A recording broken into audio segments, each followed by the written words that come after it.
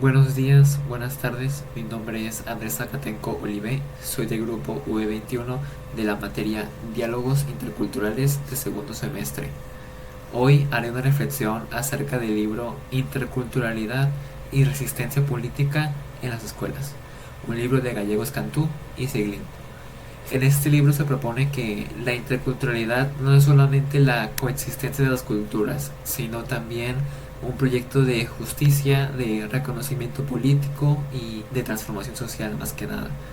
El propósito de esta reflexión es poder argumentar y analizar conceptualmente cómo este libro aborda tres ejes principales, siendo el primer eje qué entendemos por interculturalidad, cómo se manifiestan las dinámicas de discriminación en la escuela y el tercero, cómo surge la resistencia política desde las niñas y los niños.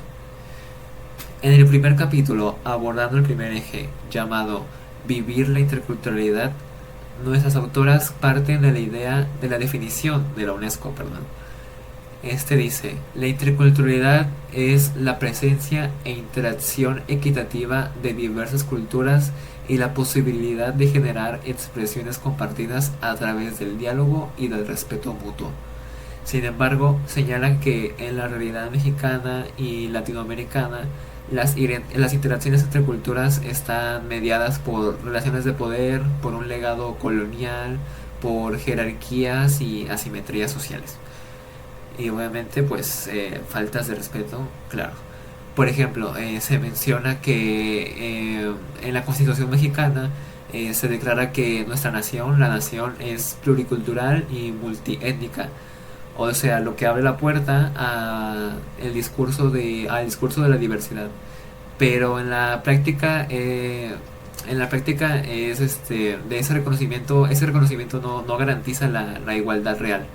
Eh, las autoras enfatizan que la interculturalidad como proyecto político implica imaginar una sociedad diferente, sin dominación cultural, sin silenciamientos, donde los saberes de los indígenas, los migrantes y aquellos que sean refugiados o protegidos sean valorados y reconocidos y obviamente respetados.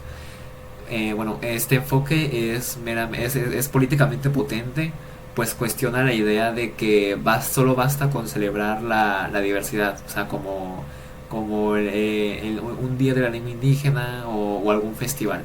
En cambio, propone de verdad revisar los vínculos de poder, las jerarquías y las invisibilizaciones estructurales. Y aquí surge una tensión. ¿Cómo llevar esa visión a la escuela, que es un espacio formal de socialización y que muchas veces reproduce las desigualdades en vez de transformarlas? En el mismo primer capítulo y ya continuando al segundo capítulo, se nos muestra, las autoras nos presentan cómo la interculturalidad se vive de forma hostil en muchas de las instituciones educativas. Eh, se, si,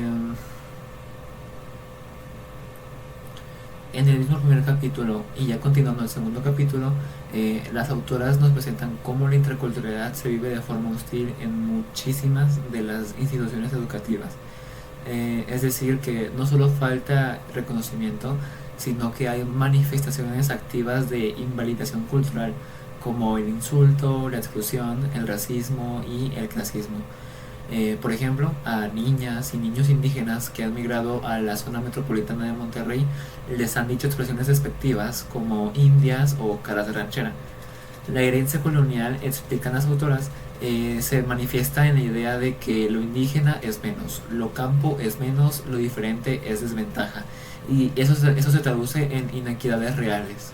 En 2022, la escolaridad promedio de quienes hablan la lengua indígena en México era 6.2 años, frente a 9.7 años para la población general mayor de 15 años. Y esta diferencia no es únicamente educativa, es simbólica. Identitaria, afecta la autoestima, el sentido de pertenencia. Las autoras utilizan la teoría del reconocimiento de Axel Honneth y la teoría del afrontamiento de Richard Lazarus para analizar cómo las niñas y los niños enfrentan estas agresiones. Por ejemplo, en el capítulo 2 llamado Afrontar la discriminación en la escuela, Se muestran cómo esas niñas y niños valoran la situación, sienten emociones como la ira y luego actúan. No siempre como víctimas pasivas, sino que buscan hacerlas visibles, defenderse y dialogar. Es muy valioso que el estudio no solo observe la discriminación, sino la agencia de las niñas y los niños. Sin embargo, pues cabe preguntarse qué tan replicables o escalables son esas experiencias de resistencia en contextos educativos formales, qué obstáculos institucionales y curriculares impiden que la escuela asuma ese rol transformador. Además que, aunque el libro documenta muy bien los casos en Monterrey, sería interesante pues poder ver una mayor comparación con otros contextos, con otros estados o para poder identificar patrones más amplios. Y llegamos al tercer capítulo, llamado La resistencia política desde la escuela. En este capítulo se aborda cómo la interculturalidad y la discriminación se cruzan con la participación, el reconocimiento y la ciudadanía activa.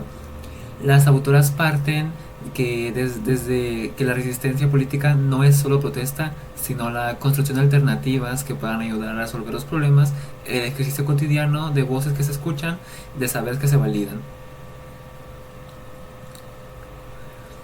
Y llegamos al tercer capítulo, llamado Resistencia política desde la escuela. Aborda cómo la interculturalidad y la discriminación se cruzan con la participación, el reconocimiento y una ciudadanía activa. Las autoras plantean que la resistencia política no es solamente el hecho de ir, manifestarse o protestar, sino la construcción de alternativas que puedan ayudar a resolver los problemas, a pues, el ejercicio cotidiano de voces que se escuchan y de saberes que se validan. Se presenta la idea de que la escuela puede ser un espacio clave para esa resistencia. Cuando las niñas y los niños reconocen que su identidad cultural importa, que sus lenguas importan, que su lugar de origen importa y sobre todo cuando se pueden articular eso con la elección colectiva, como escuelas, familias y comunidades. Por ejemplo, el libro señala que estas experiencias permiten recuperar el tejido cívico, fortalecer la convivencia democrática, pues con la democracia como con la democracia no solo es votar, sino relacionarnos como ciudadanos con dignidad y respeto.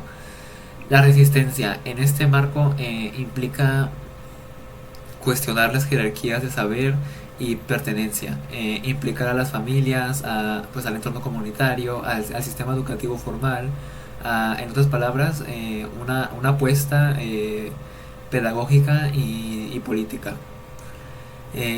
Esta parte me parece como la parte más importante del libro porque el paso de ser discriminado a ser un agente de cambio no, se deben de considerar las limitaciones estructurales. Por ejemplo, ¿puede la escuela por sí sola transformar lo que es una desigualdad social profunda?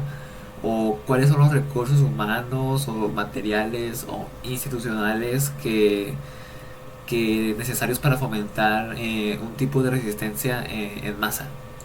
Y en ese sentido, pues, ¿qué políticas se requieren para que la interculturalidad no sea solamente una decoración curricular, sino una práctica real? Y para concluir esta presentación, este libro pues nos recuerda que la interculturalidad no es solamente convivir, sino es transformar las relaciones de poder que siguen dañando a muchísimas infancias. La escuela puede ser un espacio donde la desigualdad se reproduce, pero también donde nace la resistencia. Por ejemplo, reconocer las voces de las niñas y niños indígenas es el primer paso para poder construir una educación más justa, humana y verdaderamente democrática. El libro me pareció muy interesante, la verdad se me había hecho muy largo, pero cuando llegué al capítulo 3, donde se habla de, de la resistencia política y a cómo pueden hacer y a qué se refiere, me pareció muy interesante. Mi nombre es Andrés Catenco Olive, soy del grupo B21 y muchas gracias por su atención.